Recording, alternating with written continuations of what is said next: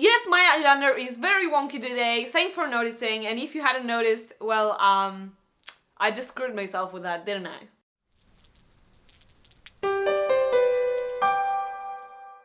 Hi, how are you doing? Welcome back to LittleDewDroplets. My name is Do, and a while back my parents left on a trip that left my sister and I with the house all to ourselves for 2 weeks. And you know what that means? Okay, have a safe trip, have a nice flight, enjoy, text that when you get there. They're gone party! Okay, but only one, and you have to tell me when so that I can leave the house.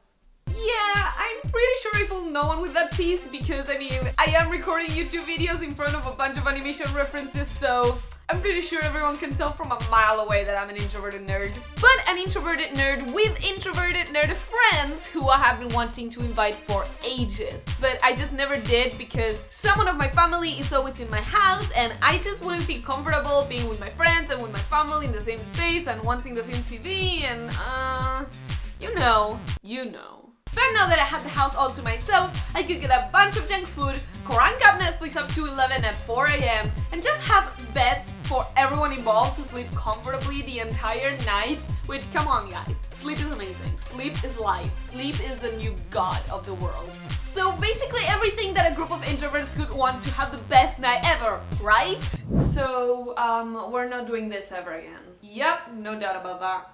Don't get me wrong, sleepovers are awesome, they are fun, I enjoyed them a lot and I enjoyed that night. But I hadn't had one in years and there are definitely some problems with sleepovers that I wish I'd remembered about. So today I wanted to talk about the 3 sleepover problems that bother me the most. Starting with the one that my friend had the most problems with this time around. Number 1, the light sleepers and the heavy sleepers. Now if you're sitting watching this and thinking, hey, that's not a problem, everyone is either a heavy sleeper or a light sleeper, well, I've got news for you. You have never lived with an extremely light sleeper or an extremely heavy sleeper.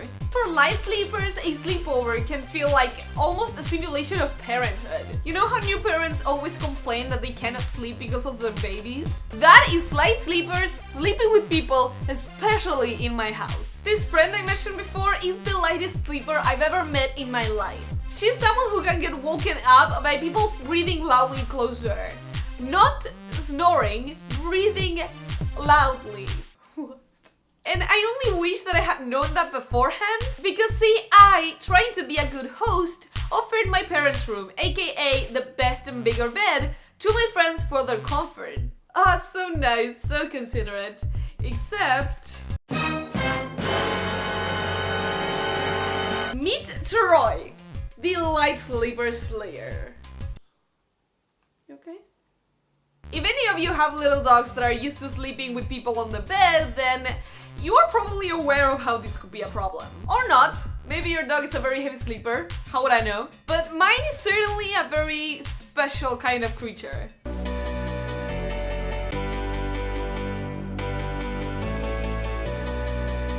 Hey, come on, make your choice. Off the bed or on the bed? My poor friend probably only got 2 hours of sleep at a time because my dog, he moves all the time in the bed. All the time. All night. And I, of course, mostly don't notice because I can be a pretty heavy sleeper. And my kind of people, we can be a handful. Almost every night, I wake up at least once in a very messy and very violent manner to go for a mad rush to the bathroom. I mean, I'm almost sure that my bladder has the size of a chestnut. But overall, I'm not as bad as I could be. And I would know because I lived with my sister. She used to be a terribly heavy sleeper when she was little, and I shared her bed plenty of times. I actually have a lot of funny memories of her sleep talking. What I don't have funny memories of, though, is of her kicking me in her sleep. But the thing about heavy sleepers is that they can keep sleeping through almost anything, and so if they're doing something that's bothering you and waking you up, by the time you wake them up and get them to stop doing whatever it is they were doing, you are 100% fully woken up anyways, and also 310% done with them. Now off to problem number 2, the different sleeping habits. A lot of people are fine with whatever situation when it comes to sleeping. Have a bed? They can sleep. Have a couch? They can sleep. Have a chair? They can sleep. Have a desk? They can sleep. But then there's people that just need something specific to be able to sleep, like me. I'm that bitch. If I'm not in complete and absolute darkness, I'm just not going to be able to sleep. Which becomes a very big problem if I'm sharing rooms with anyone who needs any kind of nightlight. And then there's the people who need silence, and the people who need white noise, and the people who need background noise, and the people who need the TV on, the people who need the air conditioning on, the people who need the conditioning to be off. If you have a lot of people with different sleeping habits in one same sleepover, you're going to need luck. Well, you're gonna need luck or a super host that has a cabinet full of things to make sure that everyone in the house can be satisfied. Monica Geller. I'm clearly thinking of Monica Geller. Comment down below what is the thing that you need to be able to sleep, and if you don't need any, how? Also, just use the opportunity to brag on my face, I guess.